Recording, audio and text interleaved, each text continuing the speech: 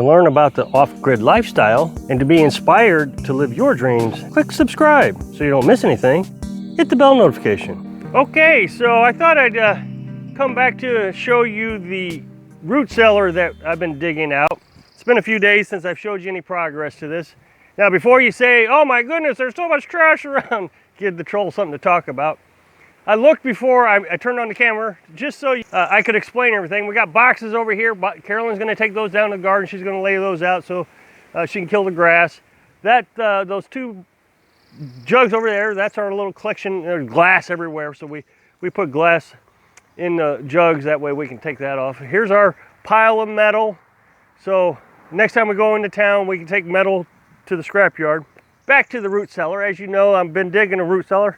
I've been wanting to dig it about 4 feet deep, and I think it's fallen in a little bit, but this is at 3.5 feet. See, yeah, you can see my shovel's going down a little bit deep, so some of the mud is falling down, but that's okay.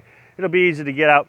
Then you got another half a foot to go, but I'm afraid of my bedrock, so I may not be able to go that deep. If that's the case, then we'll build up the sides. I'll put a concrete roof on it. Okay, so I finally got to a point where I got somewhat of drainage going on now. Of course, I got a lot more to do, but that was my biggest problem, was this was all full of water just a few days ago. And so this morning I finally broke it free enough where water can drain out. That was a big problem because I was just getting so muddy every time I'd start digging. It's been a while since I've said anything about this. For those who are going to say, you should get a backhoe. We've talked about doing it with a backhoe, and we've decided that we're just going to take our time with this. This is going to be one of those jobs where I can just do occasionally, when I don't have anything else to do.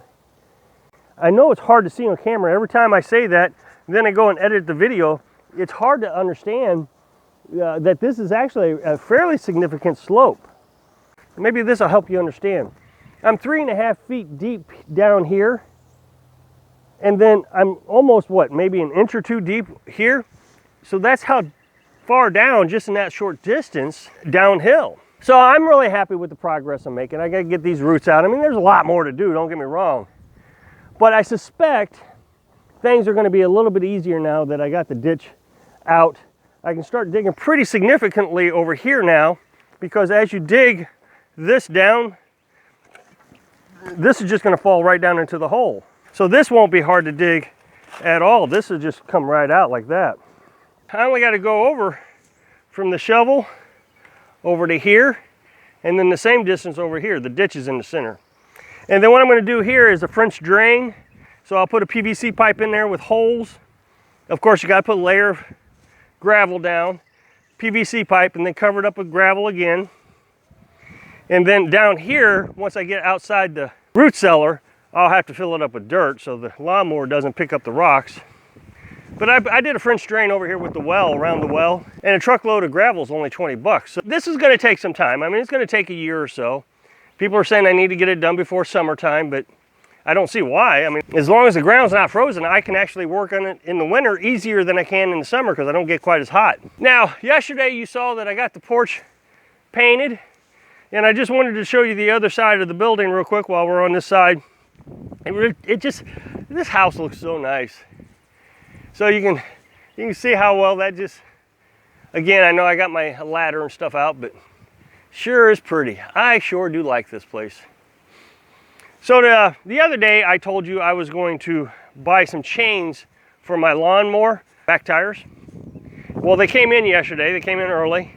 So I was going to put those on now. I don't want to bore you to death with putting chains on. I've been watching a lot of videos on this.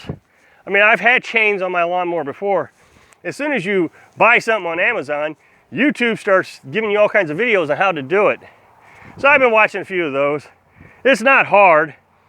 So I'm going to pull the lawnmower up here so I can work on it a little bit better. One of the problems I got though is Carolyn's been splitting the Sycamore.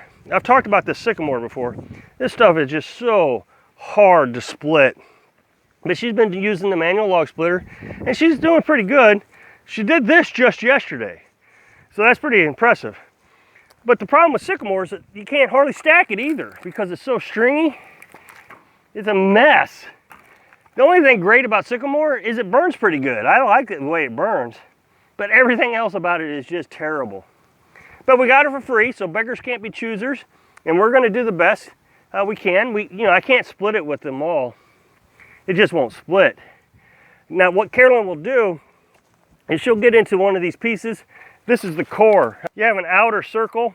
That's easier to split on the log, and then you have the inner core. That just doesn't want to split. So what she does is she splits it the best she can, and then when she gets to this point, I can actually take the axe and split that pretty easily. Okay, so I'm going to get this cleaned up real quick, and then I'm going to pull the lawnmower up here, and we're going to put some tire chains on it.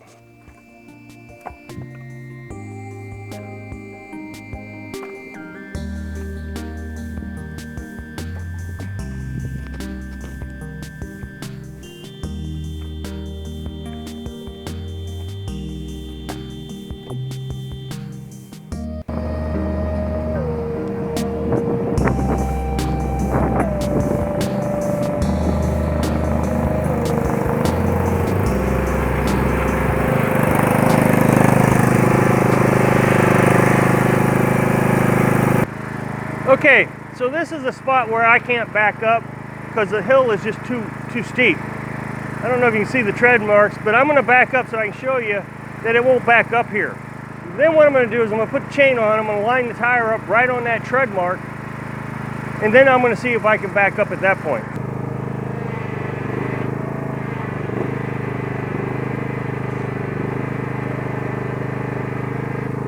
Okay, so I've lifted the back end of the lawnmower off the ground. A lot of the videos you can watch, they'll do it with the lawnmower on the ground. Like I said, I've done this before. It's always easier for me to have it off the ground. With the hydrostatic drive, you have to pull this bar out so you can move the wheels around. That's kind of like neutral. I got my chains here. I got to get them all leveled out and flattened out, make sure they're not twisted. They put them in a big knot like this. They got a little tie wrap here. So when you get it laid out, there's a couple things you want to pay attention to. First of all, you see these little hooks on each one of these chains here? There's a hook. You want to make sure that when you put this around your tire, that hook is on the outside of your tire. If it rubs up against there, it can poke a hole in your tire. Another thing you want to look at is to make sure that your lock, this is the lock, is on the outside of the tire, and that the hook is on the inside of the tire. This will go up underneath like that.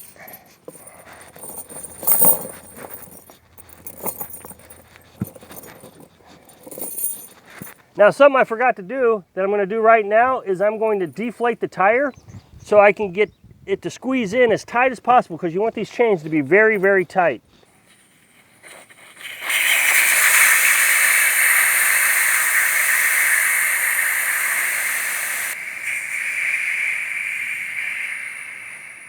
And then we're just going to follow the instructions that come with the tire. You always do the inside first. You hook it to a spot in the link here, and you count how many you got. 1, 2, 3. We're on the 4th one. So I'll probably come down to like the 2nd one, and then you come down and you do the other side. And so we had it on the 2nd one. We'll do it on the 2nd one on this side. What you got to do is you put it on one, and then you take the slack out of the chain. You see all that slack down there? And then when you get the slack out, then you move it up to the next chain links. Okay, so I got both chains on both sides. For some reason, that side was a lot easier than this side. So now I got to air the tire up. I got it on the last link, which is link number 4. So this is 1, 2, 3, link number 4. So I'm going to zip tie these so they don't bounce around and bust everything up. Okay, so the last thing I got to do is I got to air up the tires. So I got my little portable air inflator that you plug into your cigarette lighter. My generator has a cigarette lighter port that I can just plug right into. Makes it easy for me to move everything around. I can air up tires anywhere on the property.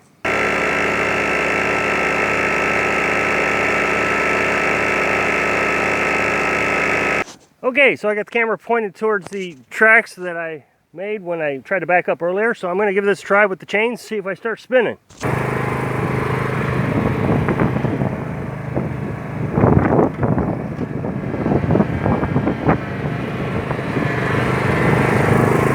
Pulled right up it. That is fantastic.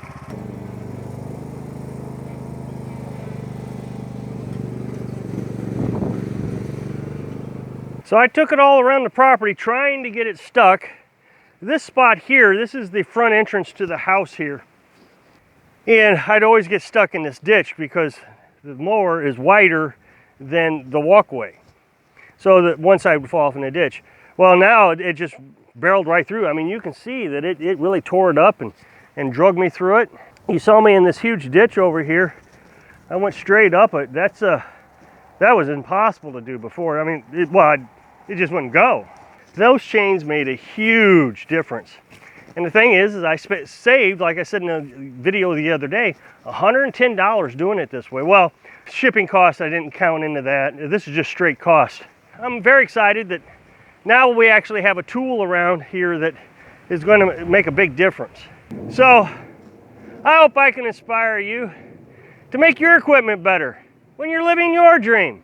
Thanks for watching.